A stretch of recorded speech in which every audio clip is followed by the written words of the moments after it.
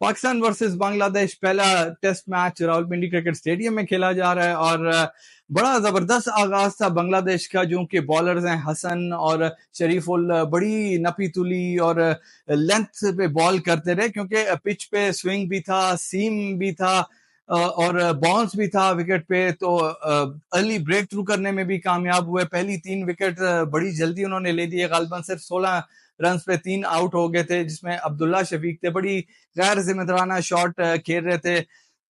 Over pitch delivery थी, of stamp के बाहर थी और गली में उन्होंने कैच पकड़ा दिया, आउट हो गए। फिर कैप्टन शान मसूद आए, देखिए उनका जो अप्रोच थी बड़ी पॉजिटिव नजर आई, उनका इंटेंट स्ट्रांग था, जबरदस्त तरीके से शॉट्स भी खेलते रहे, टच पे भी नजर आ रहे थे। लेकिन मैं उनकी विकेट को बड़ा अनलकी विकेट कहूंगा, क्योंकि जो बॉल थी वो बैट को लगे बगैर कीपर के हाथ में गई और अपील हुई। और जो फील्ड एम्पायर था, हालांकि उन्होंने नॉट आउट दिया, लेकिन जो टीवी एम्पायर थे माइकल गॉव, मुझे बिल्कुल समझ नहीं आ रही उनको क्या नजर आया, और वो शायद मुझे वो जल्दी में भी नजर आ रहे थे, कोई रिप्लेस भी ज्यादा नहीं थे, और उन्हें फौरी तौर पे आउट दे दिया। जबकि जो रिप्ले था उसमें क्लियर नजर आ रहा था कि बॉल बैट को क्रॉस कर गया और पैड को किस करके गया है कीपर के हाथ में, जो कि इवन शान मसूद भी इस डिसीजन से खुश नहीं नजर आ रहे थे। वो भी, उन्होंने भी ग्राउंड में एम्पायर को भी बोला कि ये तो बॉल टच ही नहीं हुआ बैट के साथ।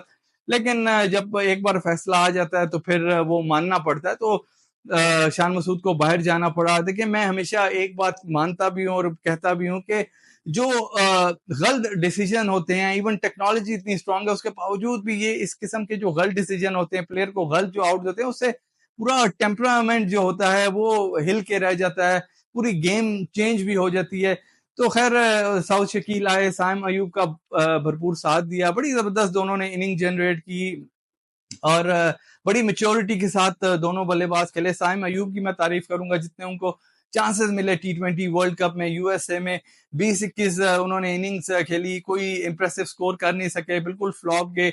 बहुत सी बातें भी हो रही थी कि बहुत से चांस मिल गए, बड़े लकी हैं इनको, इतने पाकिस्तान टीम में चांस मिले। लेकिन जबकि टेस्ट में उन पे, टेस्ट मैच जो बांग्लादेश के गए, उनको फिर से एतमाद पाकिस्तान टीम ने शो किया और बड़े अच्छे और मोहतात अंदाज से खेलते रहे, अपनी शॉट्स भी उन्होंने खेली और जानते भी थे कि क्योंकि दूसरे एंड से विकेट्स काफी गिर चुकी थी और अब यहाँ से इनिंग को लेके जाना है, एक स्कोर सेट करना है। बड़ी तारीफ करता हूं मैं साइम अयूब की। लेकिन फिर बाद में 50 करने के बाद वो सेटल हो गए थे, जिस तरह से फिर वो विकेट अपनी गवा के गए, ऑफ स्टैम्प के बाहर बॉल थी और स्लिप पे आउट हो गए। तो वो भी, उस पर भी उनको मजीद काम करने की जरूरत है, क्योंकि जब लॉन्गर फॉर्मेट होता है, आपका टेम्परामेंट टेस्ट होता है, उसमें आपका पेशेंस लेवल टेस्ट होता है, आपको वेट करना पड़ता है राइट बॉल के लिए।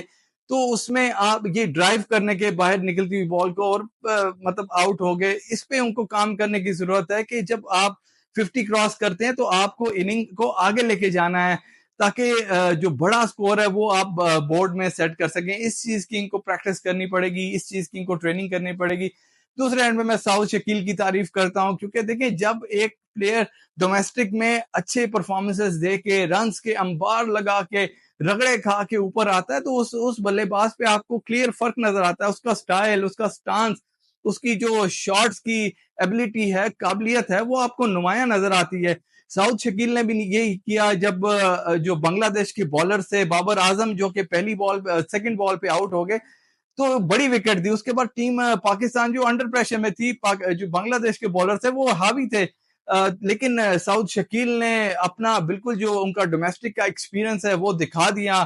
जिस तरीके से वो शॉट्स खेलते रहे, कदमों का इस्तेमाल करते रहे पेसर्स के आगे, तो बॉलर्स को अनसर्टन कर दिया उन्होंने। और देखिए, फिर लेंथ चेंज हो जाती है इस तरह से बॉलर्स की, फिर वो अपनी शॉट्स बड़े अच्छे तरीके से खेलते रहे। फिर मैं अगर बाबर आजम की बात करूं, एक दफा फिर वो फ्लॉप हुए। तो देखो, देखें, जो पिछले 2 साल में, उसमें अनफॉर्चुनेटली बाबर आजम ने एक भी 50 नहीं की। लास्ट अगर मैं 2019 से 2022 की बात करूं, तो बाबर की जो बैटिंग एवरेज थी वो 66-67 की थी। और अगर मैं अभी पिछले 2 साल की बात करूं, जो कि 22 से 24 का है, उसमें बाबर आजम की जो बैटिंग एवरेज है वो गिर के 36-37 पे आ गई है। तो देखिए, गिराव गिराव तो है, तो इससे मैं जो अपनी वीडियोस में कहता भी हूं कि बाबर 2021 में फंस चुके हैं, वो अपने बैटिंग स्किल्स को अपग्रेड ही नहीं कर रहे।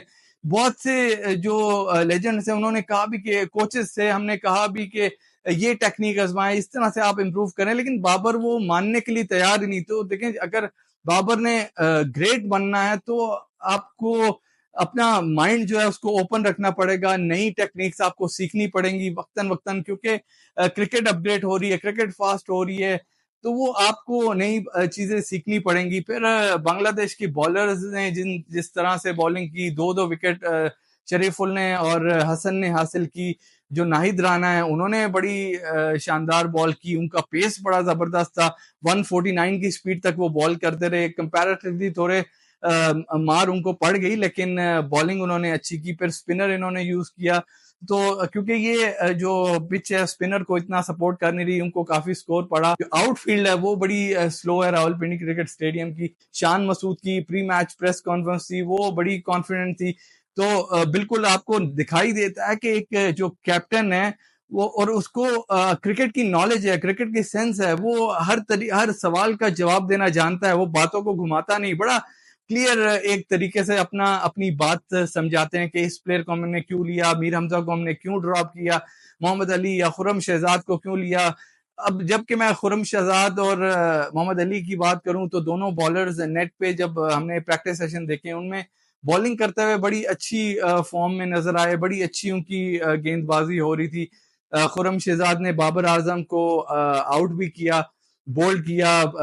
इवन मोहम्मद रिजवान उनकी बॉल नहीं खेल पा रहे थे, तो वो हमने प्रैक्टिस सेशन में देखा। जेसन गिलेस्पी की भी नजरें उस पे थी। तो उम्मीद है कि ये जो चेंज लाए हैं, नए बॉलर्स को ला रहे हैं, तो ये टीम पाकिस्तान के लिए काफी हेल्पफुल साबित होगा। पाकिस्तान टीम को अपने टेस्ट मैच में परफॉर्मेंसेस को इम्प्रूव करना होगा, क्योंकि जो मैं पिछले 10 साल के टेस्ट मैचेस की बात करूं तो पाकिस्तान टीम ने 76 टेस्ट मैचेस खेले और उसमें से सिर्फ 30 टेस्ट मैच टीम पाकिस्तान जीती और 33 टेस्ट मैच टीम पाकिस्तान हारी। तो 8वीं या 9वीं पोजीशन में स्टैंड कर रहा है टीम पाकिस्तान। तो इनको बड़ी इंप्रूवमेंट की जरूरत है, क्योंकि जो बैटर्स हैं वो डोमेस्टिक से अगर आएंगे प्रॉपर रगड़े खाते हुए, प्रॉपर टेक्निक पे काम करते हुए, तो वो उनका एक्सपीरियंस इतना होगा कि वो बेहतर तरीके से परफॉर्म कर सकेंगे। क्योंकि जो व्हाइट बॉल की क्रिकेट होती है वो डिफरेंट है, रेड बॉल की जो गेंदबाजी, बल्लेबाजी, वो बहुत डिफरेंट है। इवन बॉलर्स की अगर मैं बात करूं तो व्हाइट बॉल में विकेट लेना फिर भी आपको मिल जाती है, क्योंकि बैट्समैन तेज रन करने के चक्कर में गलत शॉट्स भी खेलते हैं, तो आपको विकेट मिल जाती है। जबकि रेड बॉल में आपका टेम्परामेंट, आपका पेशेंट टेस्ट होता है, फिर आपकी प्लानिंग होती है। जो बॉलर प्रॉपर प्लान करता है, प्रॉपर बैट्समैन को ट्रैप करके उसको आउट करता है, उनका दिमाग यूज होता है, सब्र आजमाया जाता है, तो उसकी खुशी और उसकी वैल्यू ही अलग होती है जो रेड बॉल की विकेट होती है।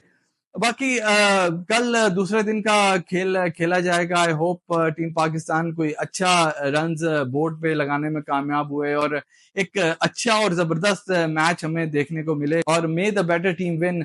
बाकी इस वीडियो में अब तक इतना ही। मेरी अगली वीडियो तक मैं फैसल खोकर ओवर एंड आउट।